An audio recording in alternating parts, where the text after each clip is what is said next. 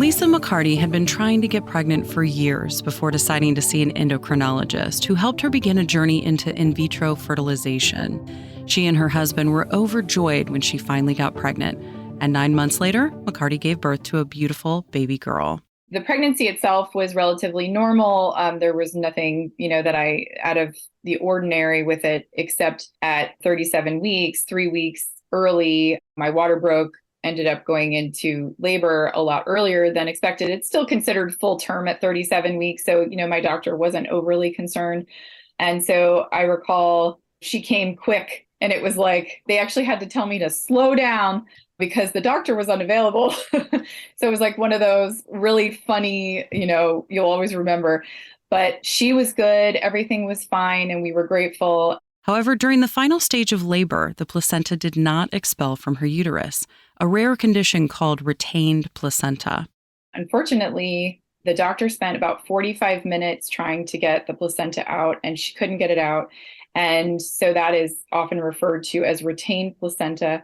And the typical amount of time is 45 minutes to an hour max, that because they don't want you to lose too much blood. And I was losing a lot. And so they basically had to take me to an emergency D&C to remove it surgically. And they essentially swoop it out. I don't want to use the other word, but they take it out. And essentially that can cause trauma to the uterus and obviously to the person who it happens to. And so for me, my recovery was normal, but I had a procedure done, and so a surgery. And so that was an unexpected extra factor of kind of trauma for me. During this procedure, the doctor dilates the cervix and scrapes tissue from inside the uterus.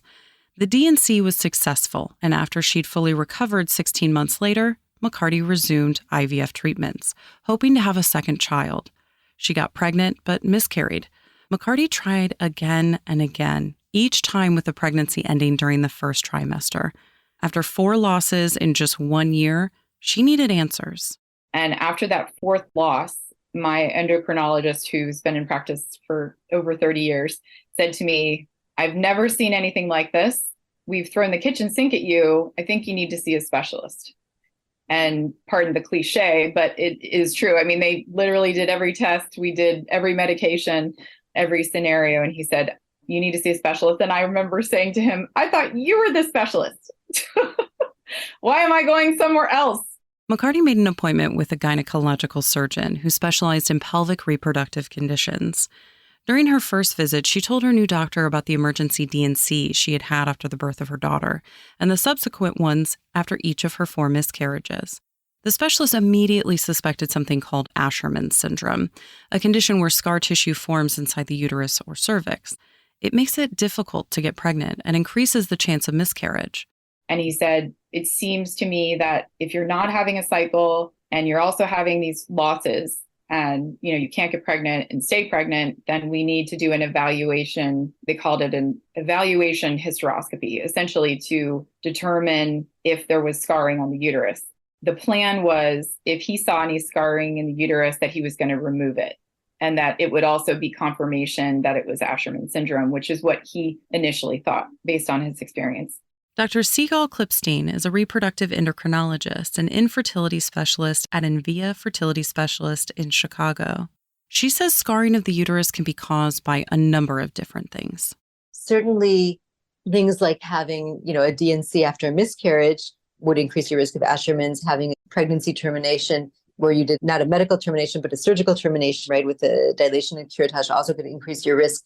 Things like this patient had a retained placenta, probably caused some infection in the uterus. So any kind of infection can cause Asherman's, but any kind of surgery in the uterus, having a C-section could cause Asherman's. So those are the risk factors. So if, you have any of those in your history, you are at increased risk, and it might be something to sort of think more highly about checking earlier rather than later. But again, OBGYNs would know which questions to ask and would know who merits an evaluation. This is not an uncommon thing. In order to diagnose Asherman syndrome, doctors must first evaluate the uterine cavity using a procedure called a hysterosalpingogram.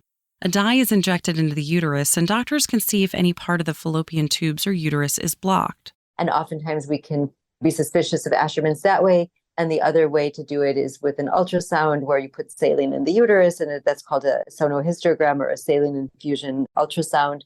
And we put saline in the uterus and watch in real-time ultrasound as the uterus expands. And oftentimes with Asherman's, it won't expand fully, or you can see like these bands of scar tissue within the uterus. And if either of those tests are abnormal, then the gold standard to diagnose the Asherman's is something called a hysteroscopy, which is a minor surgical procedure where you put in a lighted telescope into the uterus and watch in real time and see if there's any abnormality. And then you can take care of abnormalities at the time of the surgery with little like micro scissors. McCarty had to undergo this procedure and was able to watch in real time what was happening inside her uterus. It's like watching Discovery Channel, but on yourself. So it was eye-opening and also reassuring because I wanted to have someone say to me, yes, there is a reason why this is happening, versus the unexplained infertility that many women get, which is so frustrating. And, this had been going on for so long. So he got in there and he looked, and sure enough, there was a significant amount of scarring at the fundus, which is at the top of the uterus, and then also in the uterus itself. And he called it kind of web-like scarring, enough where it would prevent implantation from happening, or the implantation would happen, but then it couldn't sustain the pregnancy. However, removing scars from the uterus doesn't always work. Studies show that scar tissue may reform after the first hysteroscopic resection in 31% of women, and in up to 46% of women after the second one. Unfortunately, McCarty fell into the latter group. She had 3 procedures to remove scar tissue, and finally, after the third procedure, McCarty got lucky.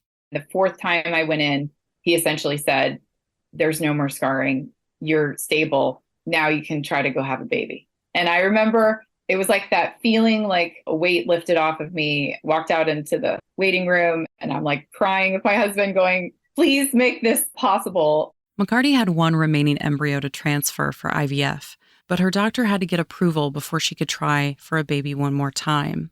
Of course, there had to be another step because he was doing his due diligence. And he was a wonderful, wonderful man. And I had been with him for almost 10 years of treatment on and off. And so he wanted to make sure, he's like, I'm not retiring until we get you another baby. Once that transfer was approved, McCarty was able to get pregnant, and this time, stay pregnant. My son is now 5.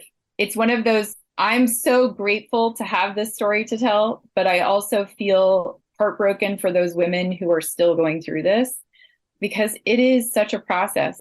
While the process eventually worked for McCarty, some women aren't as fortunate. In rare cases, scarring eats away at the endometrial lining of the uterus, which prevents it from regenerating. Klipstein says that when this happens, nothing can reverse the damage. Women with this rare form of Asherman's will never be able to get pregnant. In those cases, sometimes they'll need to use a gestational carrier to carry the pregnancy. So there are cases that are severe that are not sort of amenable to surgical treatment, and you're kind of stuck, literally, I guess, stuck. But there are cases in which there's just no way to surgically repair. Fortunately, Klipstein says that unless a woman is trying to get pregnant, having this condition poses no health risks. However, plenty of women with Asherman's do have symptoms that can include pelvic pain, shorter bleeding periods during their menstrual cycle, or no bleeding at all. If you're not trying to get pregnant and you have those symptoms, you don't actually need to know about it or fix it. It only is really an issue if you're trying to, obviously, if you have symptoms and it's bothering you, or if you're trying to have a baby. But commonly, women with Asherman's don't have any symptoms at all. And so in a woman who's trying to get pregnant and has Asherman's, you really wouldn't often know this until she's having difficulty getting pregnant and then went for an evaluation to see why she wasn't getting pregnant, and then did one of these tests in order to evaluate her for Asherman's. But just because a woman has 1 miscarriage doesn't mean she should suspect she has Asherman's. So typically, miscarriages are common. 20-25% of cases, of pregnancies miscarry, right? So they're very common. So after 1 miscarriage, we recommend trying again unless there's some inkling that there's a problem. But after 2 miscarriages, or certainly after 3 miscarriages, that sort of medical history warrants an evaluation, and part of that evaluation is one of the uterine cavity. Obviously, I'm not a medical doctor. I'm just sharing my experience. I think it's so important to ask your doctor about Asherman syndrome, your OB, if you're not in fertility treatment, or your endocrinologist, if you are, and ask the question, could this recurrent loss that I'm experiencing be Asherman syndrome? Because it is becoming more common. Even if you've had a D&C after a C-section, you could potentially be at risk. Research has shown that Asherman's occurs in up to 39% of women with recurrent miscarriage. And though less than 1% of women experience 3 or more consecutive losses, Klipstein says all OBGYNs should suspect Asherman's if a patient miscarries more than once. However, that wasn't the standard McCarty experienced, even when going through IVF, which Klipstein says is often when patients find out their diagnosis. You go through a whole lot of work in order to create embryos to put in the uterus, and you want to make sure that you can make good quality embryos, but the uterus is a very significant part of the equation. And so you would really always want to make sure that the fertile ground is fertile and that the home is a good home for the developing embryos. Experts at the Fertility and Reproductive Medicine Center at Washington University in St. Louis say that while Asherman's has been categorized as a rare condition, they believe it's underdiagnosed and more common than originally thought. Actually, I talked to a friend of mine that said she worked with an OB and they don't talk about Asherman's. There are many OBs that either don't know enough about it or they don't bring it up in this situation. If it's becoming more common, then more women need to bring it up if your doctor isn't. If women are concerned that there might be an issue, they should seek out the care of a specialist, at least for an evaluation or conversation. Certainly, if women have had 2 or 3 miscarriages, they should consider seeing a specialist. And, if women have been trying for a year to get pregnant with no reason why they're not getting pregnant, they should seek care. And in fact, if women are over 35, our recommendation is that they not wait a year, that they wait 6 months before they at least start an evaluation and see if there are any reasons why they might not be pregnant and start discussing potential treatment options. McCarty says she doesn't fault her first endocrinologist for failing to diagnose her Asherman's, but wishes she knew it was a risk of procedures like D&Cs. So there's so many different scenarios. If you've had cervical cancer and you've had surgery, that can impact. So it's very frustrating, for sure. You can learn more about Asherman syndrome, Lisa McCarty, Dr. Sigal Klipstein, and all of our guests by visiting our website, ingoodhealthpodcast.org. For more behind the scenes, follow In Good Health Pod on Facebook, Instagram, and X. This segment originally aired in November 2023. Our writer-producer this week is Polly Hansen. Our lead producer is Kristen Farah. Our executive producer is Amira Zaveri. I'm Elizabeth Westfield.